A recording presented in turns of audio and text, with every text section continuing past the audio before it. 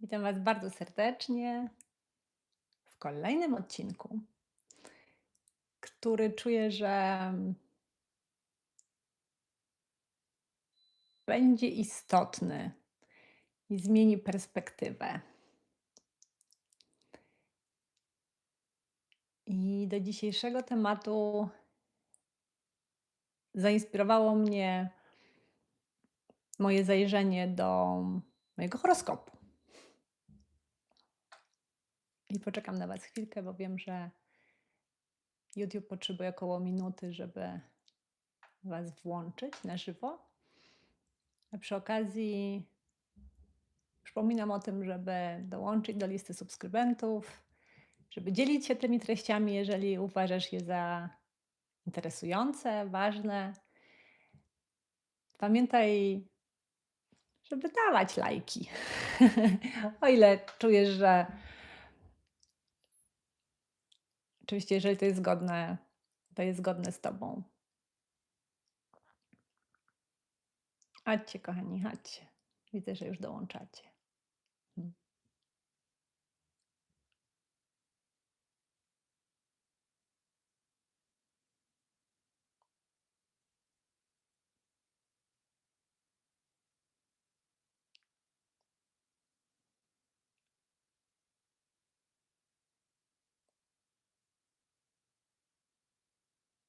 Super.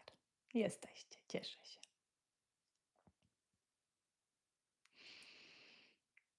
Powiem wam, że mam tyle inspiracji na to, na tę serię, na te iluzje. Mm.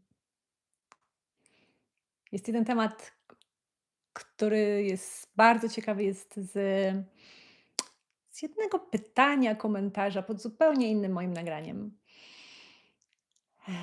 Ostatni odcinek u Klaudii Pingot o tym, czy mówi dusza, czy mówi umysł, jest super interesujący i na pewno do niego dotrę, ale to, co dzisiaj jest bardzo żywe we mnie, więc stwierdziłam, że odłożę pozostałe tematy. Przy okazji tego Neptuna w Baranie, w Rybach, zajrzałam sobie w mój horoskop. Tak na poważnie. Powiem szczerze, nie robiłam tego wcześniej. Nawet jak ktoś mnie pytał, jaki mam ascendent, to mówię, nie wiem. I odkryłam coś bardzo ciekawego, że akurat w moim przypadku, ale to nie o tym będzie. Mm, Neptun był w 7 domu i teraz będzie w 8 domu, no więc zaczęłam grzebać, co to znaczy. I pokazało mi się i okazało się, że ten Neptun u mnie w tych rybach był, no, 14 lat, tak jak u wszystkich. Był tam, gdzie był, ale był 14 lat. I uświadomiłam sobie, że te 14 lat to jest dokładnie od momentu mm, urodzenia mojej starszej córki. I więc zaczęłam się wgryzać jeszcze bardziej w ten horoskop. Co to tak naprawdę mówi? Co ten czas robił z perspektywy astrologii. Jak zaczęłam to czytać, to nagle mówię, ja pierdzielę, to jest dokładnie opisane moje 14 lat. Ostatnie 14 lat. Czyli relacje. Czyli rozpuszczanie oddzielenia przez relacje. Ja w relacjach, relacje jako lustro, no tak naprawdę to, jak wyglądało ostatnie 14 lat mojego życia, moich związków, moich relacji, które w dużej mierze później przekładały się na to, czego Was uczyłam odnośnie żeńskiej i męskiej energii, odnośnie odnajdywania swojej mocy i odnośnie tego, że tu nigdy nie chodzi o nich. I siadłam sobie nad tym z takim pytaniem, które myślę, że już do mnie wróciło, tylko wcześniej nie miałam na nie odpowiedzi. Ech, ale wróciło ponownie z innej perspektywy, ale też z inną mocą. Pytanie, które zadaje sobie chyba każda osoba, która jest w rozwoju, a szczególnie która na pewnym etapie dotyka duchowości. Dotyka, no właśnie tego, co jest nam pisane, a na co mamy wpływ, co jest w nas, a co nie jest w nas. I zadałam sobie to pytanie, które podejrzewam, że każdy z Was sobie zadaje. No to skoro to wszystko było zapisane w moim planie, jeżeli to wszystko było w moim tym czarcie astrologicznym, jeżeli to było zapisane w gwiazdach w momencie mojego urodzenia, to na ile my mamy wpływ na to swoje życie? Czy mam rację, czy nie jestem jedyna, która sobie ma te rozkminki, no to na co mamy wpływ, a na co nie mamy wpływu? I do niedawna mówiłam o ramce. I widziałam to tak, że jest sobie jakaś ramka, tak jak obrazek, i na ramkę nie mamy wpływu. Że to, że to nasza dusza określa ramkę, a my jako człowiek, my jako ta ludzka persona, z naszą osobowością, z naszymi doświadczeniami, z pewnymi cechami, z którymi się rodzimy. Mamy wpływ na wszystko, co jest w środku tej ramki. Czyli my rysujemy ten obrazek, ale ramy określone są przez duszę. A dzisiaj mam inną perspektywę. O tym, jaką funkcję w naszym życiu pełni dusza, to na pewno Wam opowiem niedługo. To będzie połączone z tym tematem od Kingi Fingot. Czy to dusza, czy to umysł? Ja bym tutaj dodała jeszcze 3 elementy do tej rozkminki, więc na pewno o tym będzie. Więc dzisiaj nie chcę wyprzedzać tego tematu. Ale powiem tak, dla mnie z dzisiejszej mojej perspektywy dusza nadaje kierunek. Więc nie do końca jest tą ramką. No bo gdyby była ramką, to by określała kształt, a my wszystko możemy w środku. A skoro patrząc na mój horoskop, to wydarzyło się dokładnie to, co było zapisane, no to na ile ja mam wpływ w ramach tej ramki? I przyszło do mnie, że zadajemy sobie złe pytanie, że i mamy tą rozkminkę dlatego, że patrzymy z perspektywy, która jest bardzo ograniczona. I to, jeżeli zadajemy sobie pytanie, czy to, co się wydarza w moim życiu, jest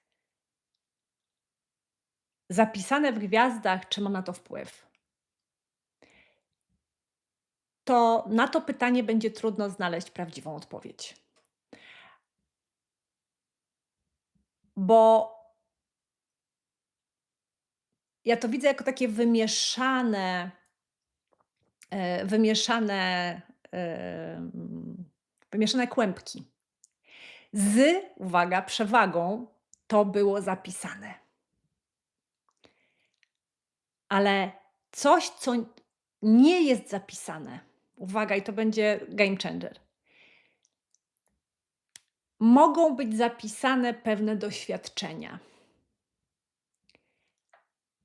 i pewne obszary w danym okresie, których te doświadczenia będą dotyczyły.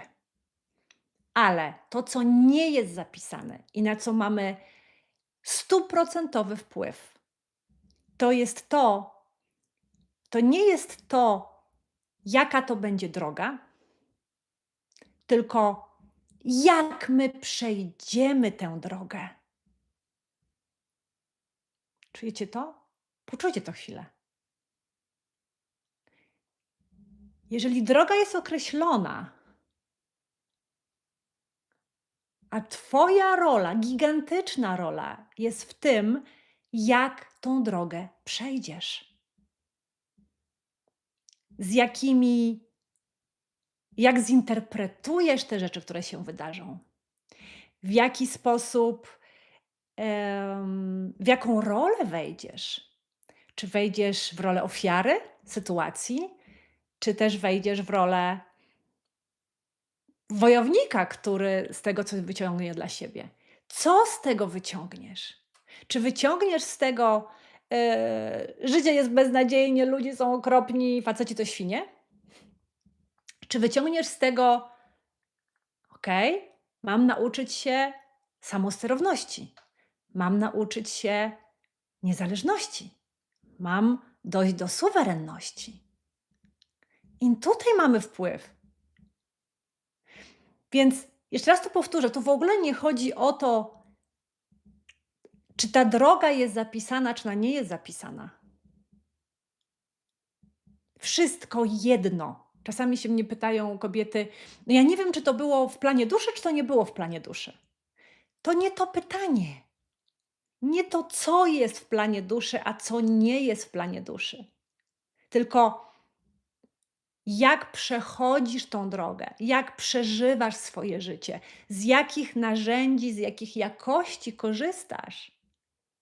I jak ja sobie usiadłam z tymi moimi 14 latami, które się w tej chwili kończyły, jak ten etap się zakończył, to uświadomiłam sobie, jaką wielką rolę miały i ma rozwój osobisty. Bo to dzięki rozwojowi, inaczej, zatrzymam się i tutaj będzie mała dygresja. Dygresja, spadek iluzji, zrzucenie iluzji, chyba o której już mówiłam, ale to jest dobry moment, żeby przypomnieć, że wielką iluzją naszych czasów odnośnie rozwoju osobistego jest to, że rozwój osobisty zaprowadzi cię do szczęścia. Do szczęścia rozumianego jako będzie lekko, łatwo i przyjemnie, jako, używałam już chyba tego określenia, jako gwarancja tego, że ominą cię nieprzyjemne doświadczenia. A prawda jest taka, że niektóre doświadczenia, te główne, one są zapisane w gwiazdach, ale znowu, to jak do nich podejdziesz, zależy od Twojej świadomości. I jeżeli śpimy, jeżeli jesteśmy pod totalnym władaniem ego, nie wiedząc, że takie coś w ogóle istnieje, to samo doświadczenie będzie określone jako tragedia, porażka, dramat. Wszyscy są przeciwko mnie, ludzie są okropni, świat jest niesprawiedliwy i tak dalej, i tak dalej. Ta sama sytuacja przeżywana i doświadczana przez osobę, która już ma tę świadomość, to będzie lekcja czego? Może pokory, może stawiania granic, może miłości do siebie, może żeby już nie wybierać więcej z lęku, tylko zacząć wybierać z miłości i tak dalej, i tak dalej. I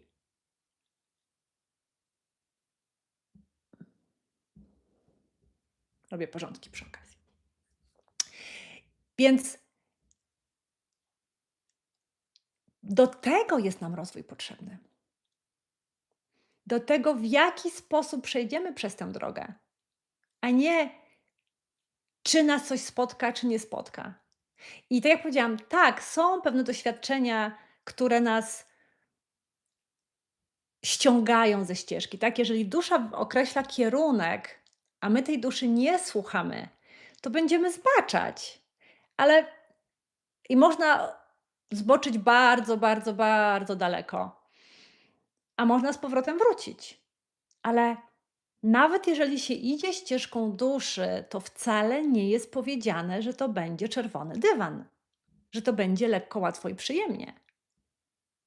Bo w momencie, kiedy na przykład teraz przez te ostatnie 14 lat coś się miało porozpuszczać, to to rozpuszczanie najczęściej nie było przyjemne, a im bardziej się tego trzymamy, a inaczej, im bardziej dramatyczne interpretacje na to nakładamy, tym bardziej ten czas był nieprzyjemny albo będzie nieprzyjemny. I jak ja sobie usiadłam nad tymi 14 latami tego, w co mnie życie poprowadziło i mówię, wszystko jedno, czy to ja tam sama wlazłam w to gówno, czy taka była ścieżka duszy, to to, co mi dał rozwój, to tak jak powiedziałam, wcale nie to, że ta ścieżka miała mniej trudnych doświadczeń. To, co mi dał rozwój, to to, że ja przeszłam przez to inaczej i wychodzę z tego silniejsza, wychodzę z tego bardziej ugruntowana, wychodzę z tego z mądrością. I tak, też z siniakami na tyłku i też z jakimiś bliznami fizycznymi, emocjonalnymi, mentalnymi, finansowymi. Wszędzie tam każdy obszar dostał swoje. Ale nie zatraciłam w tym siebie, a wręcz mam poczucie, że to, w jaki sposób podchodziłam do tego, co się działo, jak przez to przechodziłam, to jestem teraz w miejscu mocy. A bez rozwoju i bez tego patrzenia mogłabym być w miejscu wielkiego chaosu, z ogromną frustracją, z ogromnym poczuciem żalu do tego, jakie życie jest okropne i dlaczego to mi się przytrafia. Tak czytam, czemu nazwałaś swoją przeszłość gównem i mówisz o niej jako ciemnej dolinie? Nie, nie nazwałam mojej przeszłości gównem. Powiedziałam, że wdepnęłam nieraz w gówno. To zupełnie inna perspektywa. I nie mówię o mojej przeszłości jako ciemnej dolinie. To, że było tam wiele tuneli i wiele trudnych momentów, witamy na planecie Ziemia. Ale czy moja przeszłość jest ciemną doliną i jest gównem? Nie, nic takiego nie powiedziałam. Jest tak jak życie, pełna wszystkiego. Tylko o tych fajnych momentach nie ma co mówić, one nas nie uczą. One nam dają ten moment ulgi i ten moment nagrody. Ale tylko w tych trudnych momentach jesteśmy w stanie określić, jesteśmy tak naprawdę jesteśmy w stanie tak naprawdę zobaczyć, czy to, co wiemy na głowę i to, co myślimy o sobie, I ta cała wiedza, którą nie tylko ja, ale podejrzewam, że większość z Was, jeżeli jesteście na tym kanale, e, zaliczyliście. To teraz, czy ja tylko to wiem, czy ja tym żyję? Czy ja się o tym nauczyłam? Czy ja to wprowadzam w życie? I ja zawsze powtarzam, że kiedy jest lekko, łatwo i przyjemnie, bo takie momenty też mamy w naszym życiu zapisane w gwiazdach, to,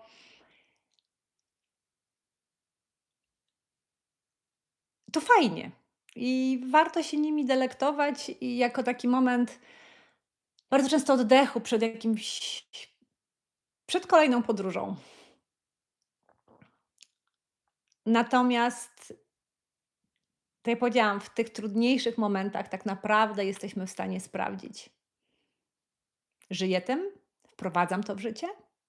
Tylko w tych trudnych momentach jesteśmy w stanie sprawdzić, czy jeszcze pamiętamy i czy jest to na tyle już ucieleśnione w nas, że nie będziemy tego, że nie wpadniemy w stary tryb na przeżycie i nie będziemy działać instynktownie. Tylko w tych trudnych momentach jesteśmy w stanie sprawdzić, czy ta świadomość i to przebudzenie jest już na tyle ugruntowane, że mówię nie tylko na poziomie głowy, ale na poziomie działania, na poziomie naszych akcji, na poziomie naszych reakcji, na poziomie naszych odpowiedzi. To jest zupełnie inna zabawa, to jest zupełnie inna liga, dostępna dla każdego z nas. To nie jest kwestia, kto wie więcej. To jest kwestia tego, kto mocniej, sprawniej, bardziej konsekwentnie tę wiedzę wprowadza w życie. O sobie, o swoich reakcjach, o swoich odpowiedziach, o ego, o świadomości, o relacjach z innymi ludźmi. Tak mogę wymieniać i wymieniać, wymieniać. Okay?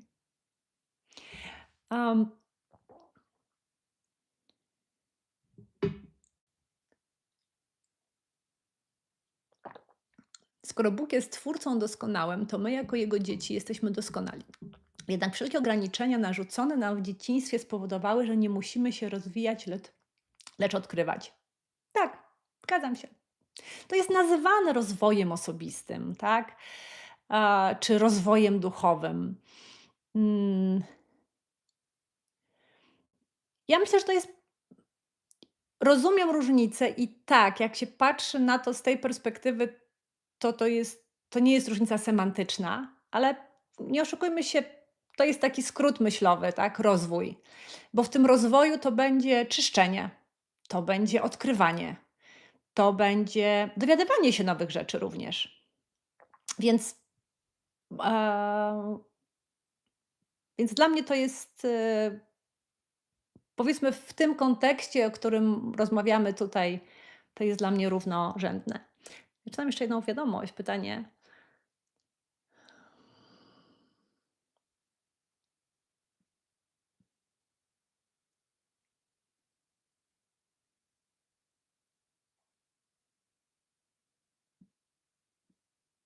Miałam kiedyś przekaz, w którym istota twierdziła, że ten cały kamień szlifierski zwany życiem i doświadczeniem jest iluzją, że wmawia się nam nadęte ego, a tak naprawdę jesteśmy pełni. Z mojej perspektywy jedno nie wyklucza drugiego. Dla mnie jesteśmy pełni, ale ponieważ mamy ego, i nie wiem, czy nadęte jest tutaj. W moim słowniku nie byłoby tego słowa w tym kontekście, bo dla mnie nadęte to znaczy takie, jestem nie wiadomo kim, ale rozumiem, że tutaj jest w kontekście, że jest takie duże i rządzi.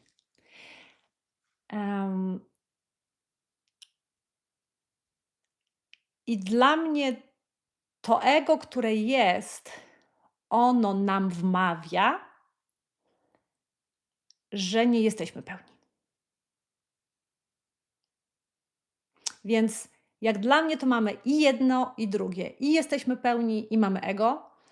I tak, całe to odkrywanie albo rozwój albo świadomość polega na tym, żeby uświadomić sobie, że że mamy to ego i że to ego nam przeszkadza w doświadczaniu swojej pełni, która już jest. I jednym z głównych zadań, kiedy odzyskujemy świadomość, kiedy się przebudzamy, to jest właśnie ustawienie ego w takiej roli, żeby nam nie przeszkadzało, a nawet żeby nas wspierało.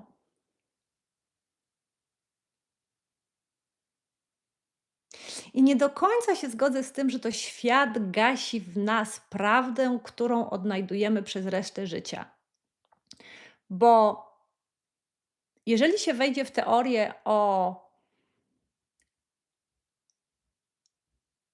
zasłonie zapomnienia, to my już przychodzimy na ten świat z tym zapomnieniem swojej pełni. Albo przynajmniej z zamazaniem tej świadomości. To trochę tak, jakby przed wejściem do domu rozwalić się na 1000 kawałków, potem być w tym domu i się szukać. Więc zgadzam się, że później to jest taki proces odnajdywania siebie.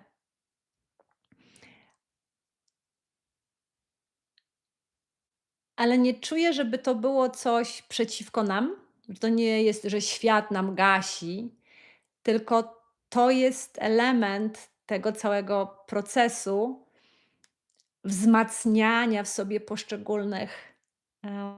poszczególnych e, elementów, które przynosimy na poziomie duszy. To będzie. To nie, ja rozumiem to, dobra, podyskutujemy troszkę. Tak. Nie widziałem zgaszonego dziecka z natury, to świat, rodzina to gasi. Tu nie chodzi o to, że dziecko się rodzi zgaszone.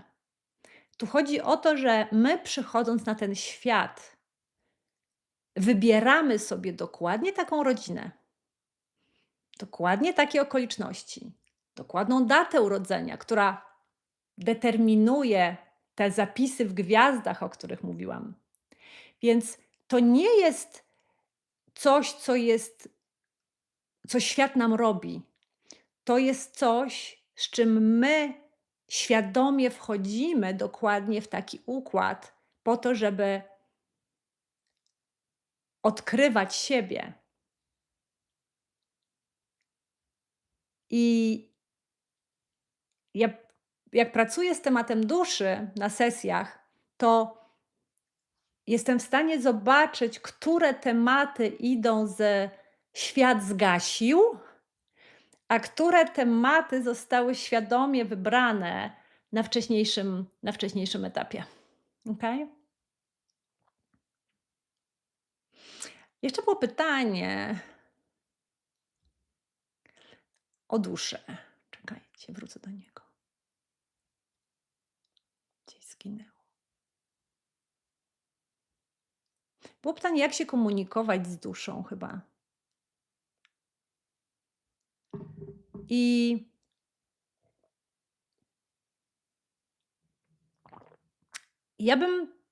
to jest pytanie, które bardzo często przychodzi, szczególnie właśnie w tym, na co mamy wpływ, na co nie mamy wpływu i co idzie z planu duszy, a co my sobie sami robimy. I powiem szczerze, ja nie lubię odpowiadać na to pytanie, jak rozmawiać z duszą, bo uważam, że to jest pytanie zastępcze i odciągające nas od dużo ważniejszego wątku, którym nazywa się najpierw naucz się rozmawiać ze sobą.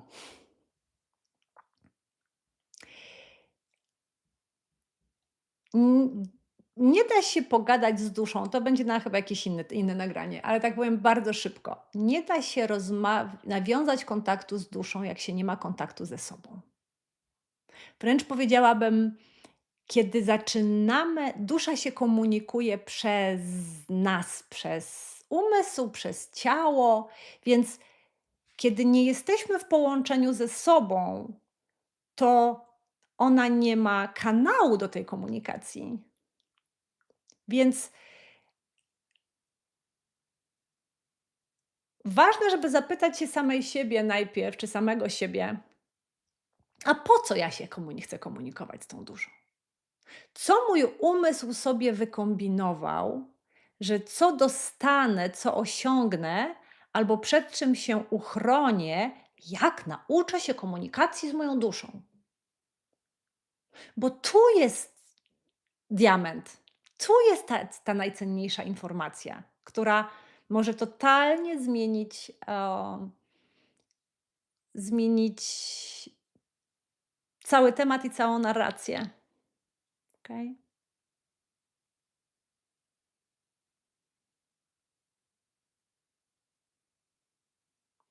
Dla spokoju umysłu przyjąłem, a dzisiaj panów mam, jak fajnie, do wiadomości, że fakt jest to z góry założone, co przeżywamy tu i teraz.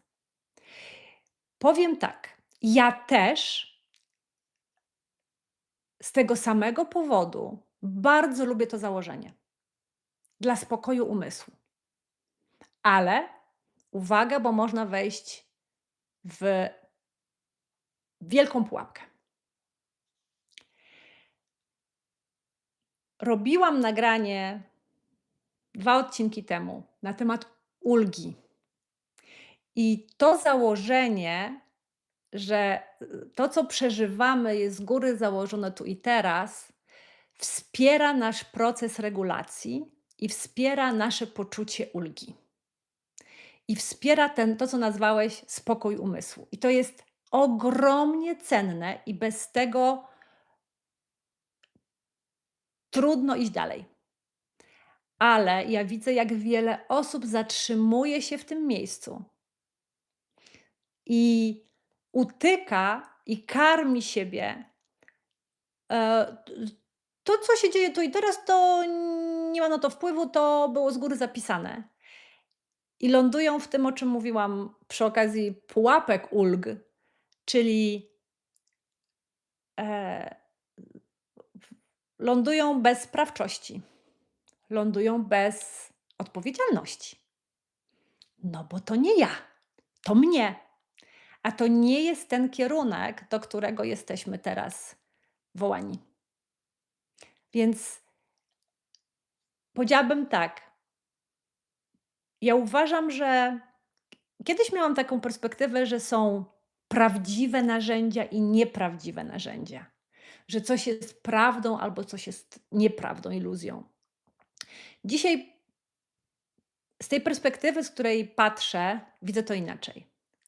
Że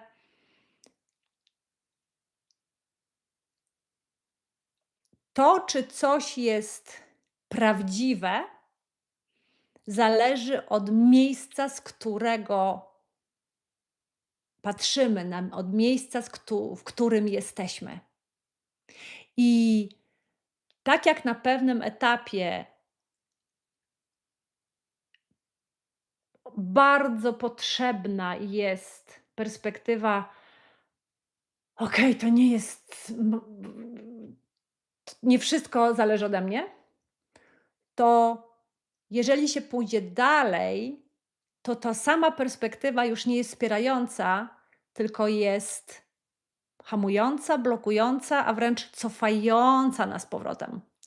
Także między innymi o tym jest ta cała seria, bo mówiłam jeszcze w grudniowych nagraniach o tym, że jesteśmy na bardzo różnych etapach w tej chwili świadomości i to, co dla jednego etapu jest wspierające, dla drugiego będzie hamujące.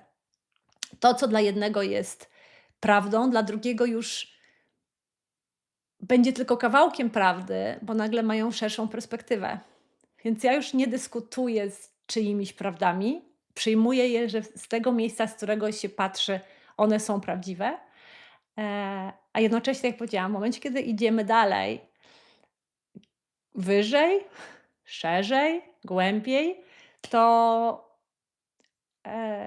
to ta perspektywa się poszerza i zaczynamy widzieć te niuanse, które nie były wcześniej dostępne, zaczynamy widzieć te niedookreślenia, które wcześniej nie były dostępne albo z nich nie korzystaliśmy. Także to jest a, to jest bardzo doświadczenie jest, a interpretacje i język, z jakiego korzystamy, już jest bardzo indywidualny.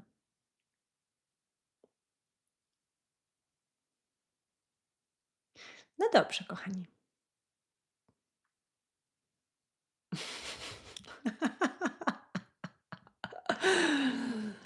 Panie Macieju, ma pan bardzo ciekawą perspektywę.